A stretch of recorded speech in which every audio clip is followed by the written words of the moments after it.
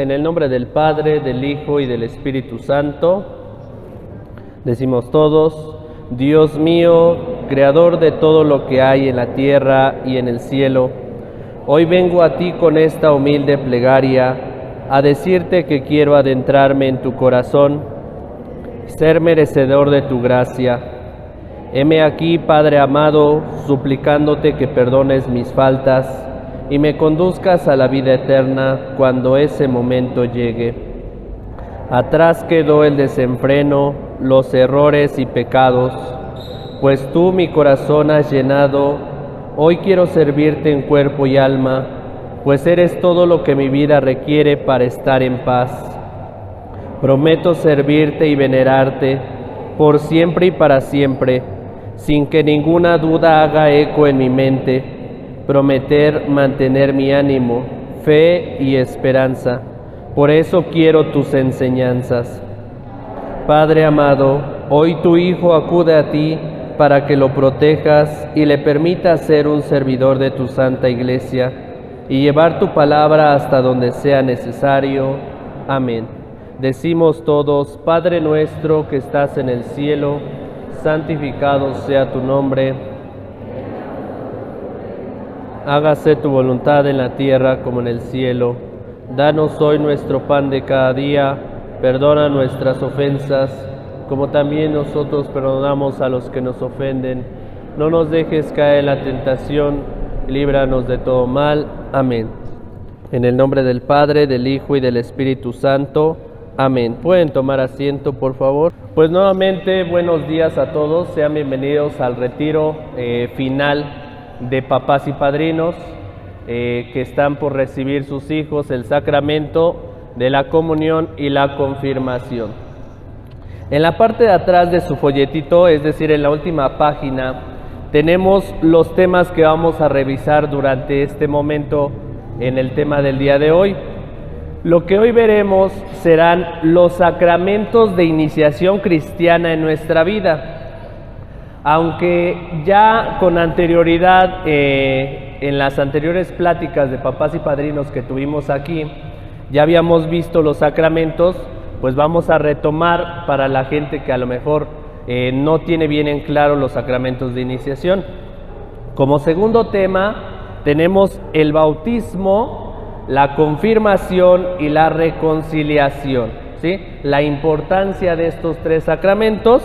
Pero hoy, sobre todo en este retiro, nos vamos a enfocar en el sacramento de la comunión, que es el tercer tema: importancia de la comunión en nuestras vidas.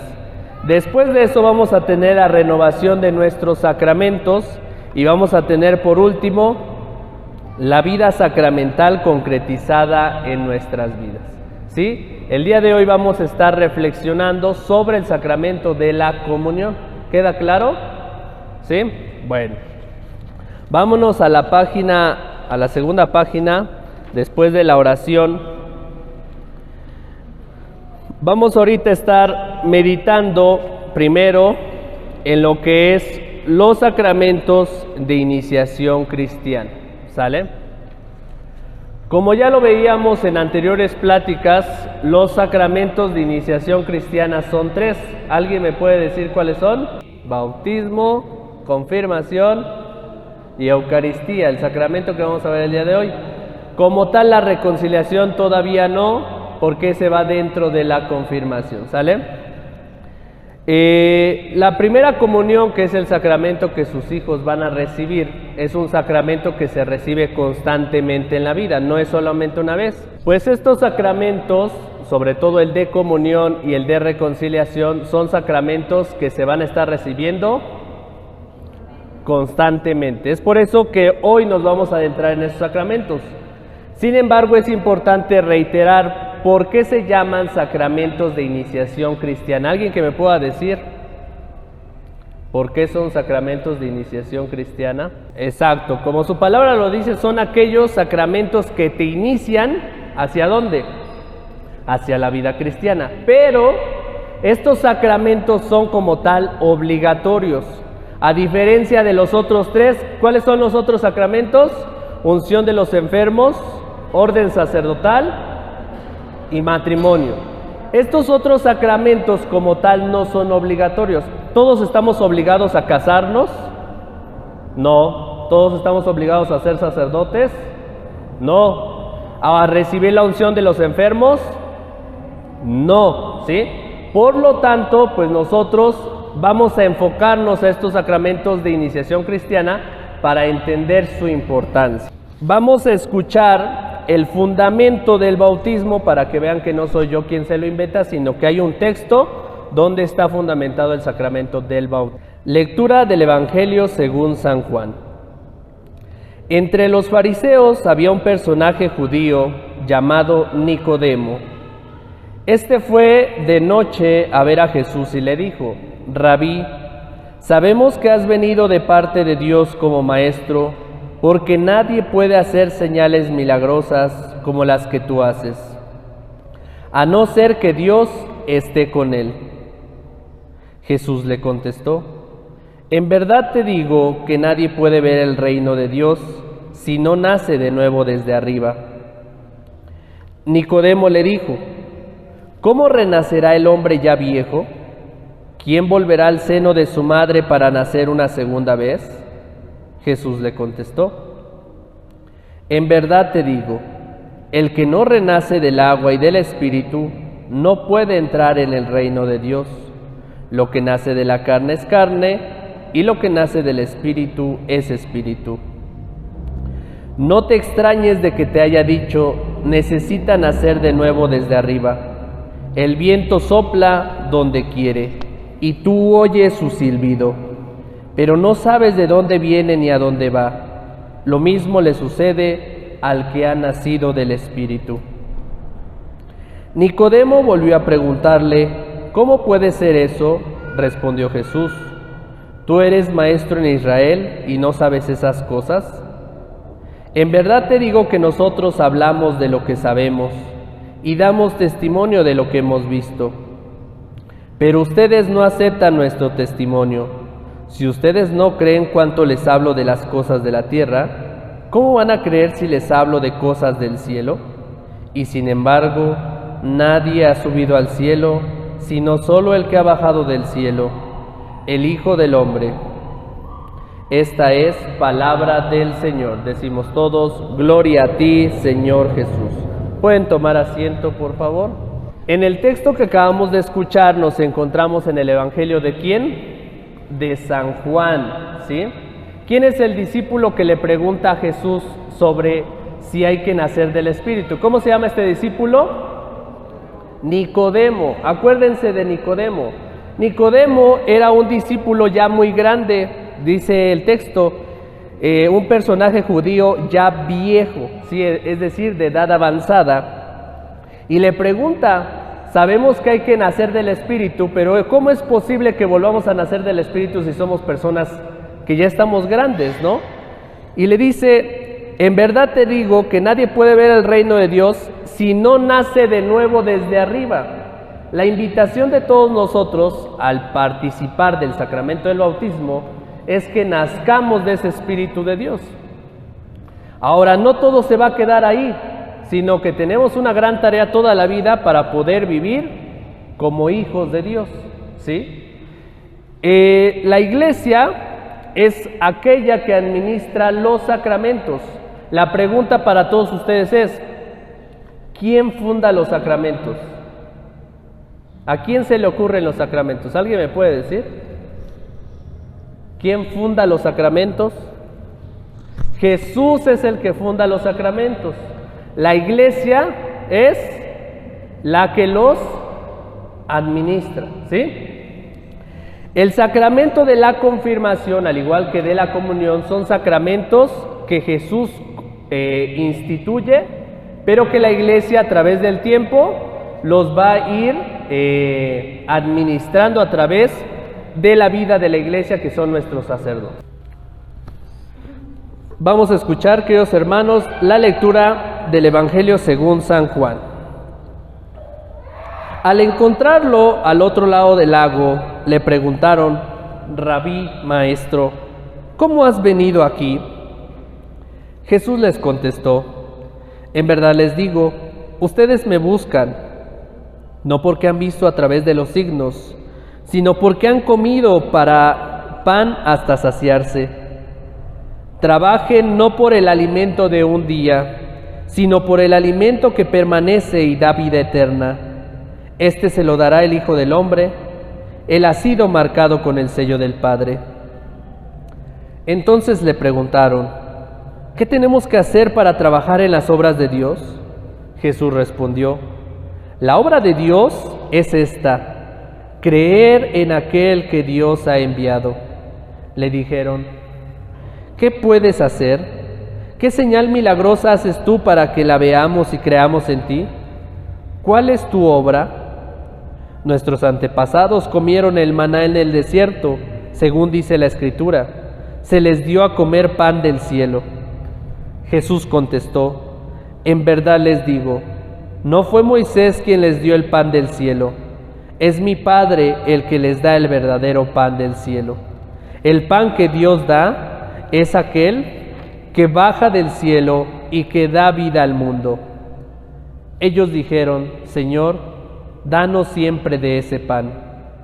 Jesús les dijo: yo soy el pan de vida, el que viene a mí nunca tendrá hambre, y el que cree en mí nunca tendrá sed. Sin embargo, como ya les dije, ustedes se niegan a creer aún después de haber visto. Todo lo que el Padre me ha dado vendrá a mí, y yo no rechazaré al que venga a mí, porque yo he bajado del cielo, no para hacer mi voluntad, sino la voluntad del que me ha enviado. Y la voluntad del que me ha enviado es que yo no pierda nada de lo que Él me ha dado, sino que lo resucite en el último día.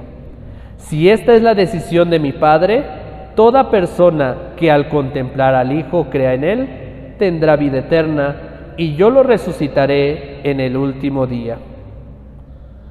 Palabra del Señor. Gloria a ti, Señor Jesús. Tomen asiento, por favor. Nos encontramos en el Evangelio de San Juan. ¿En el Evangelio de quién? ¿Cuántos evangelistas tenemos en la Biblia católica? 4. ¿Cuáles son? Mateo, Marcos, Lucas y Juan. Estamos en el último de los evangelios, en el Evangelio de San Juan, en el capítulo 6, aproximadamente del versículo 25 al versículo 50. Este texto se conoce como el pan de vida. Este es un texto muy sagrado que se conoce como el pan de vida, porque nos habla del significado de la comunión, ¿sí? Y hoy, precisamente, como nos toca hablar de la comunión, deben reflexionar ustedes qué significa la comunión, para qué sirve la comunión y cuál es su importancia, ¿sale? Primero, vámonos, en su folletito tiene las formas del encuentro con Dios en la segunda página, y tenemos 5 frasecitas. La primera dice: conocer la Eucaristía. Segunda, adorar la Eucaristía. Contemplar la Eucaristía, recibir la Eucaristía y ser un sagrario de la Eucaristía. Vamos a ver qué significa todo esto. Primero, conocer la Eucaristía. ¿Han escuchado ustedes la famosa frase que dice: nadie ama lo que no conoce? ¿Cómo podemos enamorarnos de algo o alguien que no conocemos? Ese es el gran problema y la gran tragedia de nuestra Iglesia Católica, que somos una iglesia que predica a un Dios vivo, que está vivo y presente en la Eucaristía, pero que no lo reflejamos en nuestra vida. Pareciese que Jesús ya no vive, pareciese que Jesús ya no está presente, porque según lo que nos dice la palabra de Dios, es que Él es el pan vivo bajado del cielo, y que solamente aquel que coma de ese pan será salvado. ¿Sí o no dice eso la Escritura? La pregunta es, si ya sabemos que Jesús es el pan bajado del cielo que nos salva, ¿por qué no queremos salvarnos? Me ha tocado a mí la experiencia de ir luego a las levantadas de cruz, porque hacemos levantadas de cruz, rosarios de difuntos, y en cierta ocasión nos preguntaba una señora: ¿Y qué pasa si no le hago su novenario a mi difunto? Pues no pasa nada. Al final, si se salva o se condena, no va a depender de un novenario. Sí sabían eso, ¿verdad? ¿De qué depende que se salve o se condene una persona? Lo dice la Sagrada Escritura. De que coma el pan bajado del cielo. Si esa persona que acaba de fallecer no hizo su primera comunión nunca, ten por seguro que va a estar condenado. Pero si esa persona se fue con su sagrada comunión, ¿sí? Ten por seguro que esa persona va a estar recibiendo la gloria de Dios. Así de simple y de sencillo podemos darnos cuenta que una persona se salva o se condena, ¿sí? Ahora, ¿qué podemos hacer en casos de que a lo mejor la persona no haya podido recibir la comunión? Saben que nosotros podemos ofrecer la comunión por alguien. Por eso es importante que nosotros también, como hijos de Dios, nos confesemos constantemente para poder comulgar constantemente. Cuando una persona acaba de fallecer y no recibió la comunión, nosotros podemos ofrecer una misa a nombre de esa persona e ir a la misa y comulgar, obviamente en gracia de Dios, y ofrecer esa comunión por la persona que falleció. De esa manera le estamos ayudando a salvarse y a lograr un encuentro con Dios pleno y verdadero, ¿sí? Eso es lo primero. Tenemos que conocer la Eucaristía, tenemos que conocer lo que vamos a recibir. Muchos de nosotros hemos caído en la costumbre y no comprendemos lo que vivimos. Y les voy a platicar un poco sobre la historia de la salvación. A lo mejor ustedes no tienen tiempo, de tomar un curso completo de historia de la salvación, pero se los voy a resumir en partes. Ya saben que existe la Biblia católica, ¿verdad? ¿Y la Biblia católica en cuántas partes está dividida? ¿En qué partes? Antiguo, sale. Quiero que pongan aquí frente a ustedes al Antiguo Testamento y al Nuevo Testamento, ¿sale? ¿Cuál es el primer libro del Antiguo Testamento? Génesis. A partir del libro del Génesis, nosotros vamos a conocer la historia de la salvación que comienza con el origen de la vida, ¿sí? ¿Cómo fue el origen de la vida? Los 7 días en que Dios crea el mundo, y de ahí viene avanzando la historia de la salvación hasta llegar al Nuevo Testamento. Se los voy a explicar en grandes rasgos con pequeñas imágenes. Después del Génesis, de los 7 días de la creación, tenemos la historia de Abraham. ¿Alguien sabe quién fue Abraham? Bueno, después lo investigan. Abraham fue el padre de la fe, el primer, se podría decir, discípulo de Dios, al que se le encomienda una gran tarea. ¿Cuál es la tarea de Abraham? Liberar al pueblo, ¿sí?, de la esclavitud del pecado y llevarlo a la tierra prometida. Esa va a ser la tarea de todo el Antiguo Testamento, ¿sí? Obviamente ya cuando lo empezamos a leer vamos a entender varias historias de Moisés, que la historia de José, que José el soñador, pero toda la historia desde el Génesis hasta los Salmos, vamos a tener esa historia repetitiva de que todo el pueblo de Dios va a salir de la esclavitud o va a intentar salir de la esclavitud. ¿Para qué? Para ir a la tierra prometida. ¿Sí? ¿Hasta ahí queda claro el Antiguo Testamento? Sin necesidad de leer, sin necesidad ahorita de abrir su Biblia, eso es el Antiguo Testamento. Un pueblo que va en busca de esa tierra prometida saliendo de la esclavitud del pecado. Llegamos al Nuevo Testamento con los Evangelios y las cartas paulinas. ¿Qué vamos a encontrar ahí? La historia de Jesús. Jesús viene a hacer pleno todo lo que no se conocía en el Antiguo Testamento. ¿Qué era? Pues ellos querían conocer la tierra prometida. Cuando Jesús viene a la tierra, les dice, con el perdón de la palabra, ¡qué tontos! Esa no es la tierra prometida que ustedes piensan. La tierra prometida es el cielo. La gente del Antiguo Testamento estaba pensando que la tierra prometida eran los terrenos, en ese tiempo el ganado, porque todo eso era dinero, era herencia. Cuando llegamos al Nuevo Testamento nos damos cuenta que Jesús les dice, la tierra prometida es el cielo. Yo soy el pan vivo bajado del cielo, y aquel que viene a mí, si es por mi Padre, porque Él le dice que todos los que pertenecen a su Padre serán salvados e irán con Él a disfrutar de esa vida eterna. Se nos aclara la situación y ahora ya en el Nuevo Testamento podemos comprender lo que es la Eucaristía. En el Antiguo Testamento no existían como tal todavía sacerdotes, no existían los templos, no existía toda esta situación que hoy conocemos, que el coro, que la liturgia, que el catequista, que las pláticas de padrinos, ¿no? Esto no existía. ¿Cómo era en el Antiguo Testamento una Eucaristía? Bueno, la gente cometía sus pecados, ¿sí? De momento dijiste una mentirilla, tuviste una bronca, tuviste una discusión y necesitabas reconciliarte con Dios. Entonces se crea la Eucaristía a través de Moisés, ya en el libro del Éxodo. Dios le dice a Moisés: quiero que consagres a uno de mis hijos, Aarón, ¿sí? Va a ser el primer sacerdote de la tribu de Leví. Y él va a tomar un ternero, ¿sí? Es decir, un borrego, un animal, ¿sí? De acuerdo a los pecados de la persona que quiere ser perdonada.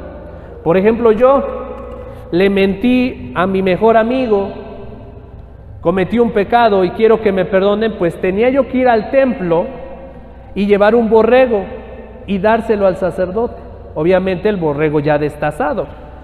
Se lo entregaba al sacerdote y el sacerdote lo llevaba de la entrada del altar hasta el altar y lo ponía encima del altar. Su sangre del borrego la embarraba alrededor del altar y el borrego se consumía en brasas, ¿sí? O sea, en leña. Y toda la gente de la familia de la persona que quería perdonar sus pecados tenía que esperarse ahí hasta que se consumiera el borrego. Cuando el ternero se consumía, la creencia era que el olor de la barbacoa, que nosotros conocemos como barbacoa a lo mejor, era lo que le gustaba a Dios. Dios era alguien que le gustaba la carne, no le gustaban las verduras ni las frutas, le gustaba la carne. Y entonces cuando Dios olía el olor en el cielo de la barbacoa, se ponía contento. Y entonces te perdonaba tus pecados. ¿Sí me explico? Eso era la Eucaristía, poner contento a Dios. ¿Por medio de qué? De una ofrenda. Pero si tú le llevabas de momento que frutas, verduritas, eso no le gustaba a Dios. Dios no le gustaban las frutas ni las verduras. ¿Qué le gustaba? La barbacoa. En teoría, no lo podríamos entender así, chuscamente, ¿no? Chistosamente, que a Dios le gustaba lo bueno, ¿eh? Y para poner contento a Dios, tenías que ponerlo contento ¿con qué? Con una barbacoa. Esa era la Eucaristía en el Antiguo Testamento. Llevarle carne a Dios, ofrecérsela hasta que se consumiera. Dios en el cielo la olía, se ponía contento y entonces al final tus pecados quedaban perdonados. Llegamos a la parte del Nuevo Testamento donde toda esta reforma cambia y entonces viene Jesús como el verdadero Cordero. Ya no vamos a ofrecer a un borrego. ¿A quién vamos a ofrecer? A Jesús. Ahora Jesús es el que se pone en el lugar de ese, se podría decir, Cordero, y va a ser ofrecido en el altar. Y en cada Eucaristía ofrecemos a Jesús en el pan y en el vino, que son formas en donde Jesús se hace presente realmente. No son signos. Quiero que entiendan algo muy importante. No son signos, son formas. Es decir, el pan que nosotros vemos en la Eucaristía, ahí mismo está Jesús. No es un signo. A veces entendemos que la Eucaristía es un símbolo, un signo, una señal. No, es Jesús mismo que está ahí.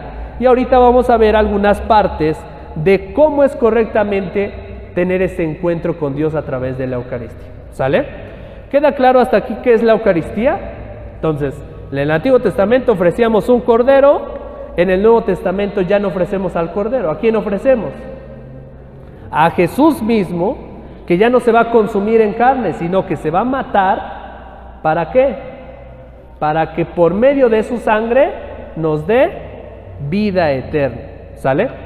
Ahora, siguiente parte sobre la Eucaristía. Adorar la Eucaristía. ¿Qué significa adorar la Eucaristía? Muchos de nosotros tenemos un grave error porque conocemos la Eucaristía como pan, pero nunca la adoramos. Acabamos de pasar ahorita este jueves una festividad, una solemnidad muy grande a nivel iglesia, que es la solemnidad de Corpus Christi. ¿Alguien sabe qué es esa solemnidad?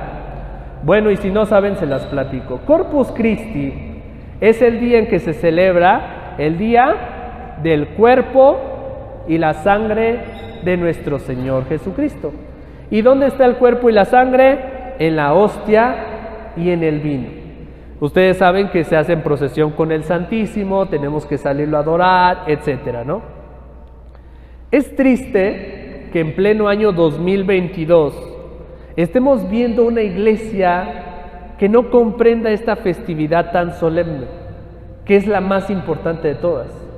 Les puedo decir que la solemnidad de Corpus Christi es más importante que la fiesta de San José, la fiesta de la Virgen de Jujilita, la fiesta de la Virgen del Carmen, que ya se aproxima. Hay tantas festividades en nuestra iglesia que una es la más importante, la de Corpus Christi, porque estamos celebrando ¿a quién? Aquel que ha dado la vida por nosotros, aquel que nos va a dar la salvación. Cuando nosotros festejamos a la Santísima Virgen de Guadalupe, a la Virgen del Carmen, a la Virgen de Fátima o a cualquier otra virgen que son advocaciones de la misma Virgen, estamos festejando o haciendo memoria de alguien que está intercediendo por nosotros. La Virgen es una intercesora, pero la celebración del Corpus Christi no es una intercesión, es Dios mismo haciéndose vida, haciéndose pan para nosotros, para poderlo comprender y para poderlo adorar. El problema de nosotros como católicos cristianos es que la adoración la hemos pasado a un segundo término, y la adoración te lleva a la contemplación, y la contemplación te tiene que llevar a lo que vamos a ver, que es recibir la Eucaristía. Cuando nosotros venimos a misa los domingos, precisamente por eso venimos sin prepararnos. Cuando venimos acá, escuchamos la palabra de Dios, y entre el ruido, entre la multitud, entre que pasa el perro, en que está chillando un bebé, en que está pasando alguna otra situación en la misa, apenas si llegamos a comprender la palabra de Dios, y apenas si vamos preparándonos para recibir la comunión. Pero antes de recibir la comunión sería bueno que adoráramos un momento a Jesús en la Eucaristía, expuesto en el Santísimo. San Francisco de Asís decía: la mejor manera para ser santos es poniéndote de rodillas 24 horas frente a Jesús. ¿Quién de nosotros ha hecho eso? Nuestra meta en la Iglesia Católica es ser santos, pero les apuesto que ni uno de nosotros aquí presentes hemos estado 24 horas de rodillas frente al Santísimo, adorando al Santísimo, porque en el silencio es donde Jesús se hace presente, donde fuera del trabajo, fuera de todas tus situaciones, fuera de tus preocupaciones, tus frustraciones, tus problemas, tus debilidades, tus enfermedades, simple y sencillamente es estar de rodillas frente a Jesús sacramentado. Yo tuve la experiencia en el seminario cuando nos ponían, era obligatorio, no era de si querías o no. En el seminario cada mes se realizaban estas famosas adoraciones, y la adoración era de 1 hora, tú solito, pero era por turnos. Estaba la capillita del seminario, y una vez al mes se hacía esta adoración en la madrugada, y era al sorteo. La adoración empezaba a 10 de la noche y terminaba a las 7 de la mañana, y todos se iban turnando por horas, durante ese fin de semana por la madrugada. Y una ocasión me tocó a mí a las 3 de la madrugada. Y vieran qué difícil es, primero levantarse, porque ya está uno en el sueñito, calientito, durmiendo rico. Y de momento levantarte para ir a una adoración a las 3 de la madrugada. Y después estar frente al Santísimo en silencio, en absoluto silencio, solamente contemplando a Jesús, es una gran tarea. Porque en lo que estás contemplando, tu mente ya está pensando otras cosas, que tienes que hacer esto, que tienes que hacer el otro, y al final de la contemplación te das cuenta de que sin Dios no hay nada. De que lo único que necesitas en la vida es a Dios para que te dé fuerzas. Pero si el día de mañana llegases a no tener nada, lo único que necesitas es a Dios. Y es por eso que yo les comparto que para recibir de verdad la Eucaristía necesitamos prepararnos. El problema es que venimos a misa, a veces llegamos tarde a la misa, medio nos preparamos, el ruido de la gente, que de momento una distracción, y ya viene la hora de la comunión y hay que pasar a comulgar. Pasamos a comulgar, hacemos nuestra breve oración y ya, y nos vamos. Pero nunca le damos esa importancia a la Eucaristía. Antes de recibir la comunión, es bueno que adoremos al Santísimo, luego lo contemplemos y como último paso, lo recibamos. Por eso dice acá en nuestras formas del encuentro con Dios, una de las primeras formas es adorar la Eucaristía. Segundo, contemplar la Eucaristía y al final recibir la Eucaristía, ¿sí? Y esto se los digo porque ustedes como dirigentes, sobre todo los que son papás de los niños que van a hacer la primera comunión, los orienten a realizar este tipo de actividades. Hoy en día tenemos en nuestra iglesia tantas herramientas.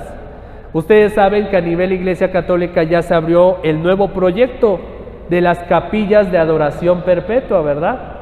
¿Qué son las capillas de adoración perpetua? Donde el Santísimo Sacramento, es decir, Jesús sacramentado, está presente las 24 horas del día, los 365 días del año. Ya no tenemos pretexto para decir, ay, es que no puedo ir a la hora santa del jueves. Sino, puedes ir cualquier día de la semana, a cualquier hora, a realizar tu oración. Mínimo tienes que realizar 1 hora de adoración a la semana, ¿sale? ¿Cuánto tiempo tenemos que dedicarle a la adoración? 1 hora a la semana. ¿Cuántas veces tenemos que rezar el rosario a la semana? 1 vez. ¿Cuántas veces tenemos que ir a misa a la semana? 1 vez por lo menos el domingo, a las 7 de la mañana. Y si no hay de 7, a las 10 o a la 1 o a las 11. Pero mínimo es lo que tenemos que hacer. Cosas concretas y como decía un padre, no estemos jugando, porque si no, apaguen las luces y vámonos. En el seminario había un padre que siempre nos decía, si ustedes están haciendo las cosas por cumplir, apaguen las luces y vámonos. No tenemos nada que hacer acá.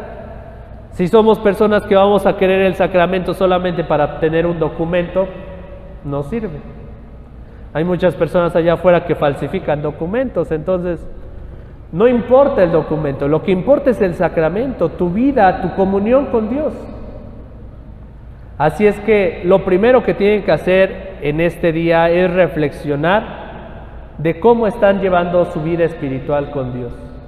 Cada qué tiempo están adorando a Jesús, cada cuánto se toman el tiempo para contemplarlo, para recibirlo. Es un hecho que muchos de nosotros lo recibimos los domingos en la misa, pero no basta con recibir a Jesús, ¿sí?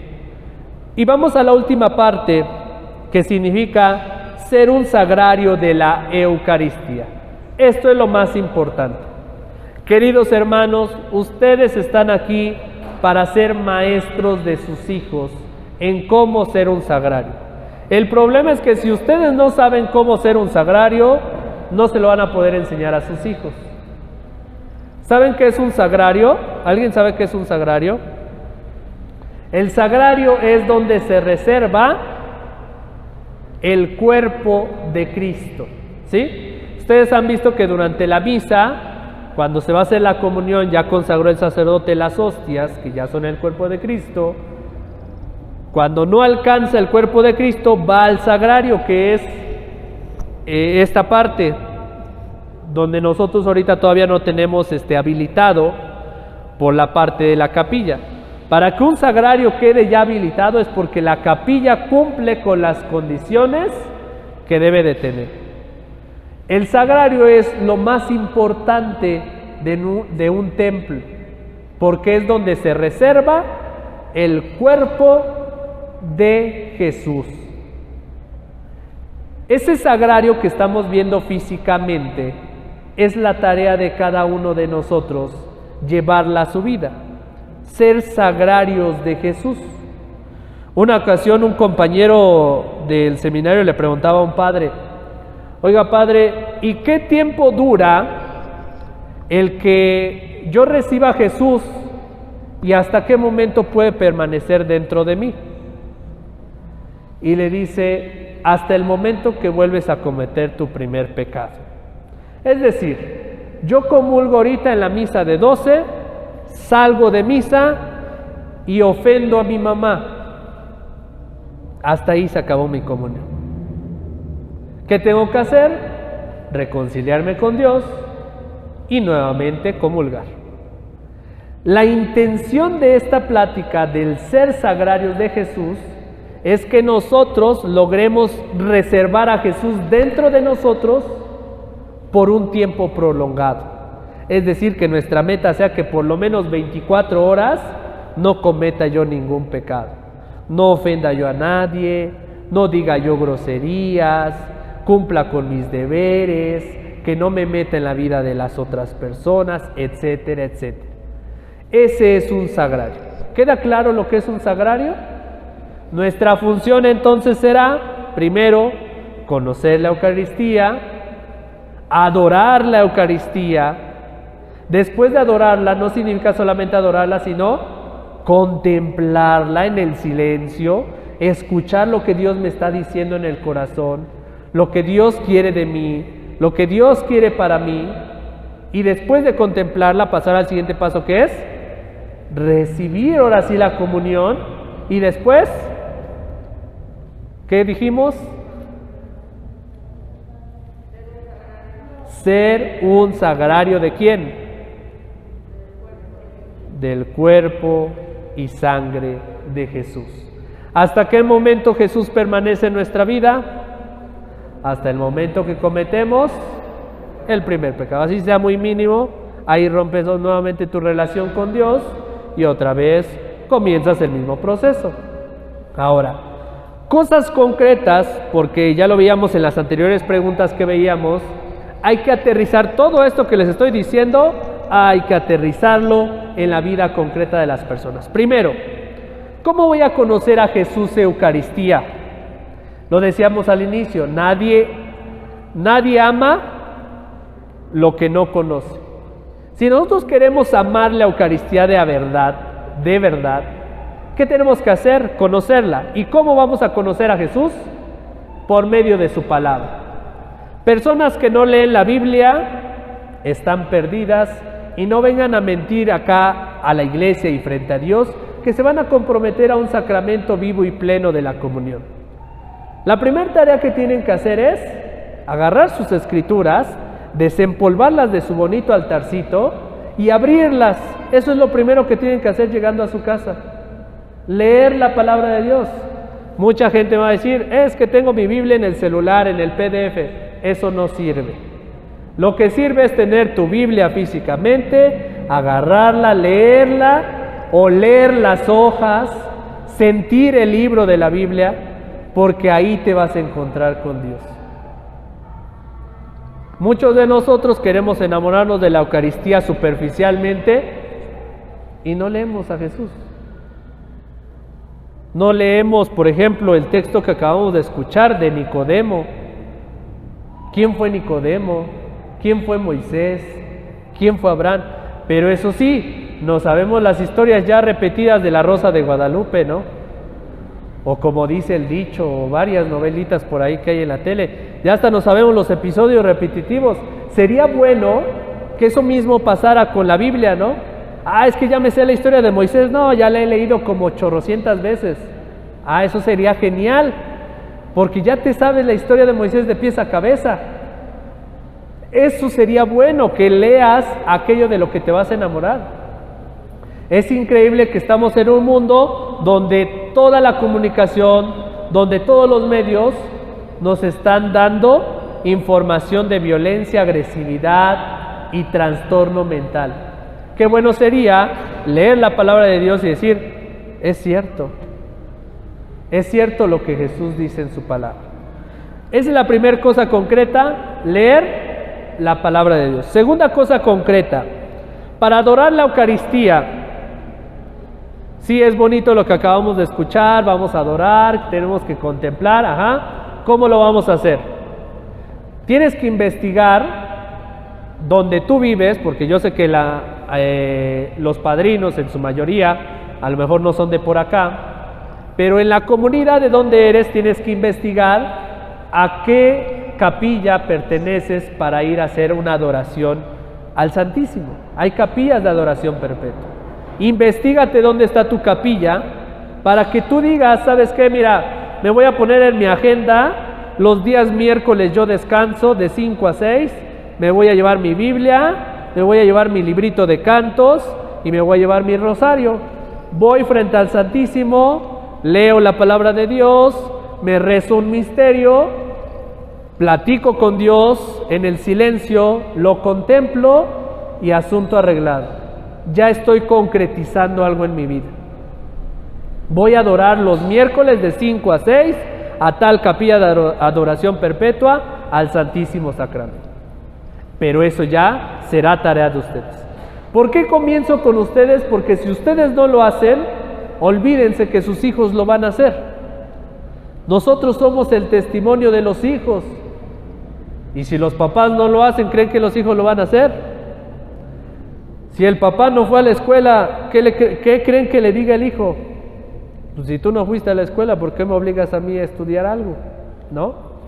Entonces, ¿cómo le vamos a exigir a un hijo el adorar a Jesús, el vivir de Jesús, conocer a Jesús, si nosotros no estamos haciendo lo que nos corresponde? Y por último, ¿cada cuánto voy a recibir la Eucaristía? Proponte mínimo los domingos. Hay gente que trabaja hasta los domingos. Bueno, los lunes, todos los días de lunes a viernes hay misa en la Merced.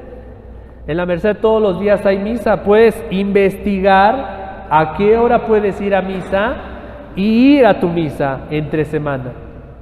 Pero que nunca descuides tu vida sacramental. ¿Sí? Bueno, ahora, dado por concluida esta parte de las formas del encuentro con Dios, voy a cerrar con una última parte que todos nosotros debemos de saber. En nuestra Iglesia Católica existen diferentes documentos.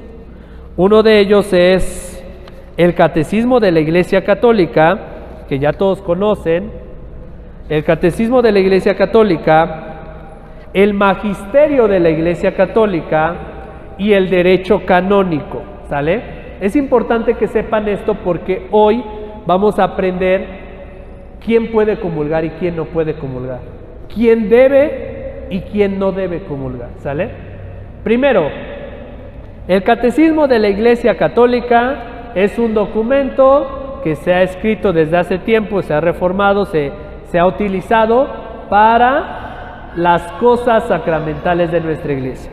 El Magisterio de la Iglesia, ¿qué es el Magisterio de la Iglesia? Los obispos en comunión con el Papa. Ellos son el magisterio que legislan toda nuestra Iglesia. Es decir, si el Papa Francisco en este momento dice, todos los sacerdotes de la Iglesia Católica se pueden casar, se casan. ¿Sale? Ese es el magisterio, lo que manda el Papa. Si el Papa manda y dice, ¿sabes qué? Cualquier laico de la Iglesia Católica puede confesar los pecados de una persona, es decir, que entre nosotros nos podamos confesar nuestros pecados. Si el Papa dice eso, nosotros obedecemos esa norma. Ese es el magisterio de la Iglesia. Ese es un ejemplo, lo que les acabé de decir. No es verdad que nos podamos confesar entre nosotros, pero si en dado caso, en algún momento, el Papa lo llegara a decir, lo tenemos que hacer. Ese es el magisterio.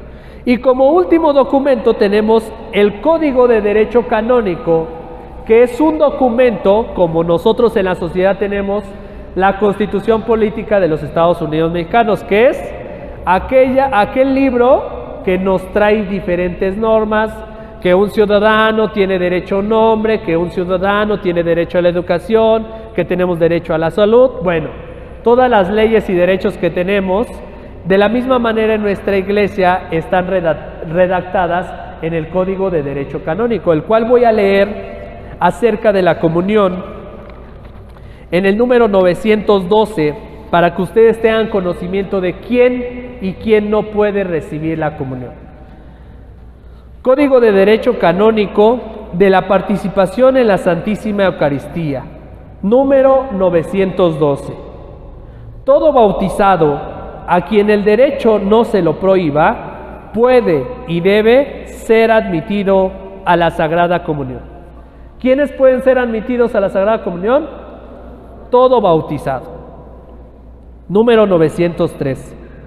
Para que pueda administrarse la Santísima Eucaristía a los niños, se requiere que tengan suficiente conocimiento y hayan recibido una preparación cuidadosa, de manera que entiendan el misterio de Cristo en la medida de su capacidad y puedan recibir el cuerpo del Señor con fe y devoción. Ese es lo siguiente, que todos los que van a recibir tengan ya con anticipación un conocimiento de Cristo. Dice el siguiente número: los padres, es decir, los padres de los niños en primer lugar, y quienes hacen sus veces, así como también el párroco, tienen obligación de procurar que los niños que han llegado al uso de razón se preparen convenientemente y se nutran cuanto antes, previa confesión sacramental, ¿sí? Ya vieron que el sacramento de la reconciliación no tiene un rito como tal, ¿sí?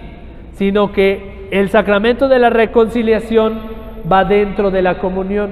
Previamente te tienes que reconciliar con Dios para poder recibir el sacramento.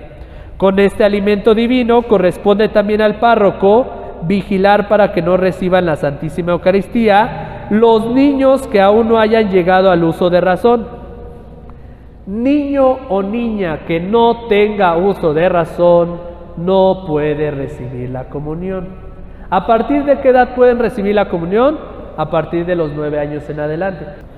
Siguiente número: no deben ser admitidos a la Sagrada Comunión los excomulgados y los que están en entredicho después de la imposición o declaración de la pena, y los que obstinadamente persistan en un manifiesto pecado grave. Quien tenga conciencia de hallarse en pecado grave, no celebre la misa ni comulgue el cuerpo del Señor, sin acudir antes a la confesión sacramental, a no ser que concurra un motivo grave y no haya oportunidad de confesarse, y en ese caso tenga presente que está obligado a hacer un acto de contrición perfecta que incluye el propósito de confesarse cuanto antes. No podemos comulgar sin antes confesarnos, al menos que antes haya una situación específica.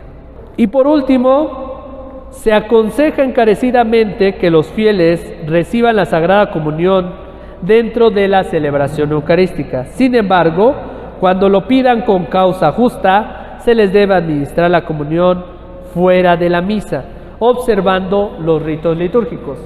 ¿Quiénes pueden recibir la comunión fuera de la misa? Los que están enfermos. Ustedes saben que hay enfermitos que ya no se levantan de cama, ellos reciben la comunión hasta sus hogares, solo ellos. Pero nosotros que podemos venir a misa tenemos que recibir la comunión en el lugar sagrado donde se tiene que comulgar.